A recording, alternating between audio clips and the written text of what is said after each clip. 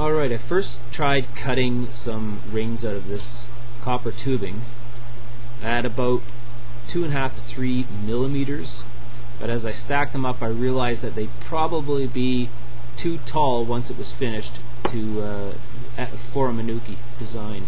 So I started trying to cut them smaller. The ones I'm cutting now are about 1.5 millimeters, quite small, about the thickness of a penny.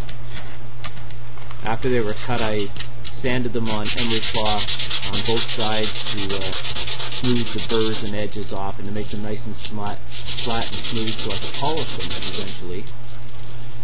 Eventually, when it's all together, I'll also put it on a wire wheel, on a soft wire wheel, like a brass wire wheel, clean it all up a bit more, and then on a buffing wheel to make it finished nice and smooth.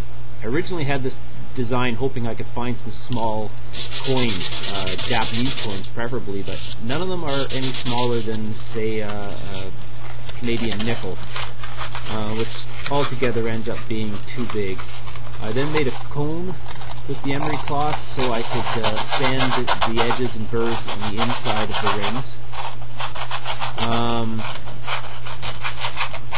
Once it's all smooth and together, it also lays a little bit flatter. The coin idea, I thought if I could even take some larger coins and bend them slightly so it curves more, but they were still too big. So that's why I started to think about this 5 rings design made with copper. And the lower one there is the 1.5 millimeters rings.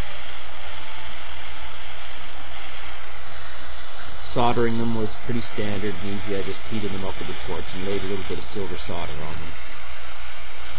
They solder together rather nicely, but being that it's thin copper, when you do the next solder on the next part of it, it melts the previous solder, so you've got to watch that the solder doesn't run as you're doing the next soldering part.